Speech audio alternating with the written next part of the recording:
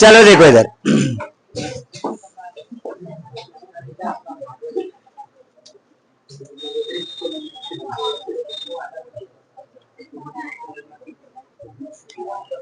देखो सभी 8.1 आपको 8.1 का क्वेश्चन नंबर फर्स्ट आपको दे रखा है कि in triangle ABC right angle at B, A B is equal to 24 centimetre, B C is equal to 7 centimetre, determine sine A cos A sine C cos C. देखो भैया सभी ध्यान से देखना,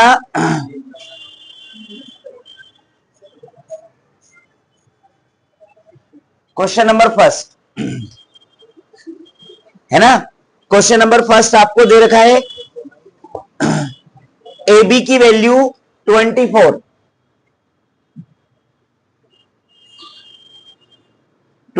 सेंटीमीटर, फिर बीसी की वैल्यू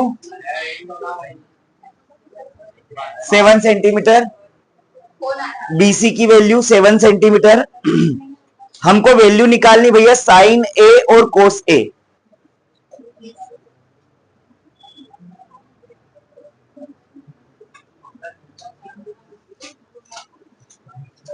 साइन ए और कोस ए की हमको वैल्यू निकालनी है।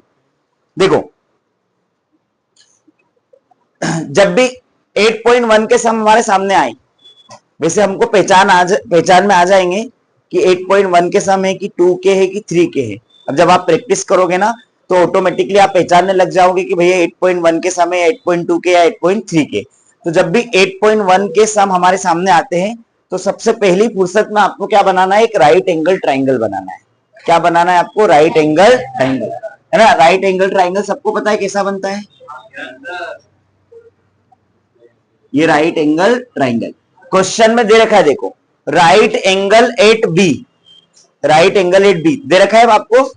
तो भैया राइट एंगल यहां पर बन रहा है और इसको आपको बी लेट करना पड़ेगा। फिर आप ए और सी किसी को भी लेट कर लो, ये ए और ये सी, आप ए और सी किसी को भी मान सकते हो, लेकिन बी आपको किसको मानना पड़ेगा? राइट एंगल को। क्यों मानना पड़ेगा? क्योंकि क्वेश्चन में आपको दे रखा है कि राइट एंगल एट बी। अच्छा राइट एंगल एट सी लिखा हुआ होता तो आप इस जगह को सी मानते हो, फिर ए और बी किसी को मान सकते हो। ये समझ में आया सबको? इसमें किसी को कोई प्रॉब्लम?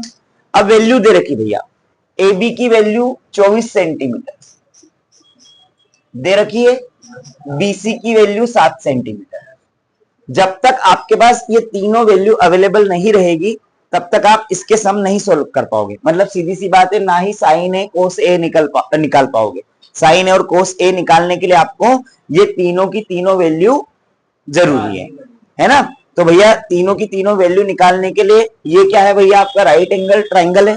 राइट एंगल ट्राइंगल है और राइट एंगल ट्राइंगल में आपको पता है कि हम पाइथागोरस थ्योरम लगा सकते हैं, है ना। तो हम लिखेंगे यहां पर in triangle A B C, है ना, में angle B is equal to 90 degree.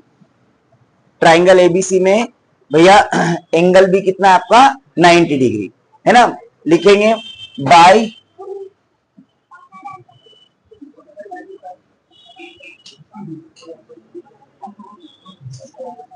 Pythagoras theorem, है ना, पाइथागोरस प्रमेय से। तो भैया पाइथागोरस थ्योरम लगाएंगे हम, तो ये हाइपोटेन्यूस का स्क्वायर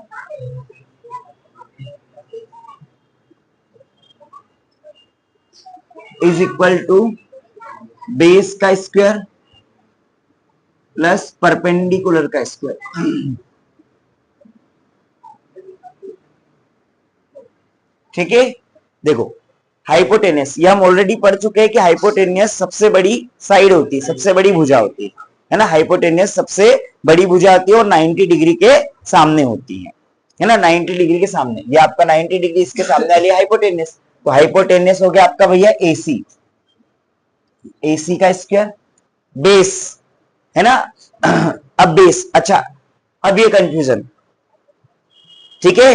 देखो अभी हमको ये वैल्यू निकालने के लिए आप आपकी जो इच्छा उसे बेस मान लो, आपकी जो इच्छा उसे आप परपेंडिकुलर मान लो, है ना। तो अभी हम इसको बेस मान लेते, है ना, अभी हम इसको बेस मान लेते। तो ये क्या आपका बीसी, का होल स्क्वायर प्लस AB का होल स्क्वायर। AC का square is equal to BC कितना है 7 का स्क्वायर प्लस AB 24 का स्क्वायर। AC का square is equal to 49 plus 576। ठीक है, AC इज इक्वल टू, दोनों को प्लस करेंगे कितना आ जाएगा 625। इसका स्क्वायर हटाएंगे तो इसके ऊपर रूट लग जाएगा, तो AC की वैल्यू आ जाएगी आपके पास भैया 25। AC की वैल्यू कितनी आ गई आपके पास 25 सेंटीमीटर। ये आ गया आपका 25 सेंटीमीटर। इसमें किसी को कोई समस्या? क्लियर है सबको? 25 सेंटीमीटर कैसे आया, सबको समझ में आया? अब देखो ध्यान से देखना, अब हमको यह आंसर नहीं है हमारा, हमारा आंसर क्या आएगा भैया साइन ए और कोस ए।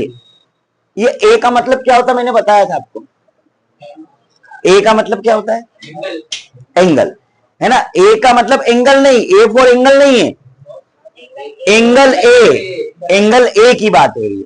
किसकी बात हो रही है भैया? एंगल ए की बात हो रही है, एंगल ए। दूसरे वाले में देखो सी लिखा है, साइन सी और कोस सी, दूसरा वाला सम है ना इसका एक और, ये पहला वाला है और दूसरा वाला आपका है साइन सी और कोस सी, ये दूसरा वाला सम है आपका, है ना। तो भैया एंगल ए की बात हो रही है, तो सबसे पहले तो इस तरीके के सम सॉल्व करने के लिए हमको फॉर्मूले बनाने पड़ेंगे। ठीक है, फॉर्मूले बनाने पड़ेंगे। मैंने बताया था आपको भैया 1 मिनट से भी कम समय लगेगा फॉर्मूले बनाने में अपने को, है ना। तो वही अपन लिखेंगे, हमारा जो वो सीक्वेंस है sine theta, cos theta, tan theta, cosec theta, sec theta और कोट थीटा।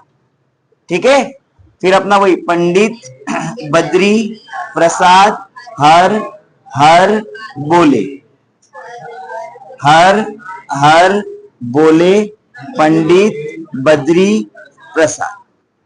ठीक है, 1 मिनट के अंदर ही अपने फॉर्मूले बन जाते सारे के सारे। ये आया सबको समझ में? इसमें किसी को कोई प्रॉब्लम? चलो ठीक है, अब देखो ध्यान से देखना सभी। अब एंगल की बात करेंगे।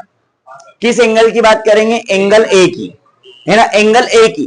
तो देखो जो एंगल फाइंड करना होता है, जो भी एंगल फाइंड करना होता है या जिस एंगल की बात होती है उसके सामने वाला, ये एंगल ए एंगल की बात हो रही है, तो इसके सामने वाला होता है परपेंडिकुलर। क्या होता भैया? उसके सामने वाला होता है परपेंडिकुलर, और ये बचा हुआ क्या होता है आपका बेस। हाइपोटेनस कभी भी चेंज नहीं होता है। जब हम एंगल सी की बात करेंगे, अगली कंडीशन में जब एंगल सी की बात करेंगे तो परपेंडिकुलर ये बन जाएगा और बेस आपका ये बन जाएगा। एक बार फिर समझा रहा हूं, जब जिस एंगल की बात होगी, अगर एंगल ए की बात हो रही है तो एंगल ए के सामने वाला बन जाएगा आपका परपेंडिकुलर, और जो बची हुई साइड रहेगी वो आपकी बेस।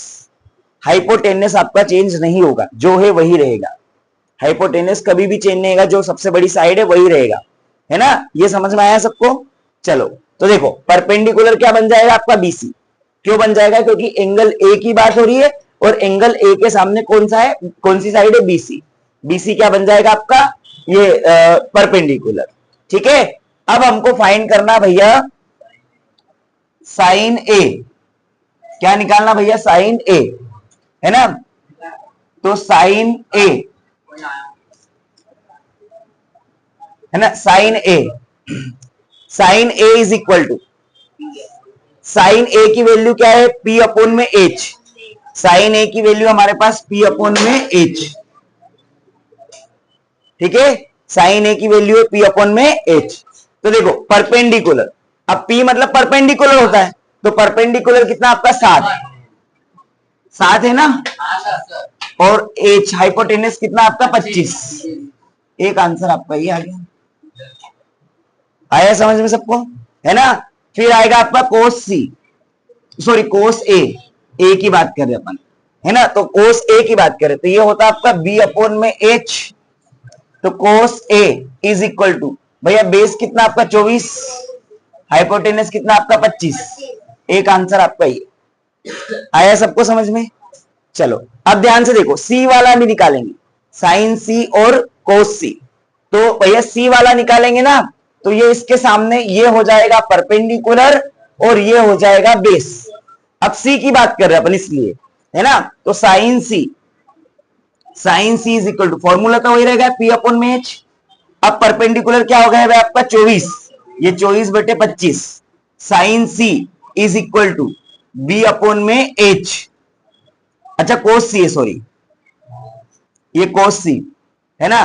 तो कोस सी इज इक्वल टू बेस कितना भैया आपका 7 और एच कितना है 25। ये एक आंसर ही है आपका और एक आंसर आपका ये चारों आंसर हो गए। ठीक है चलो।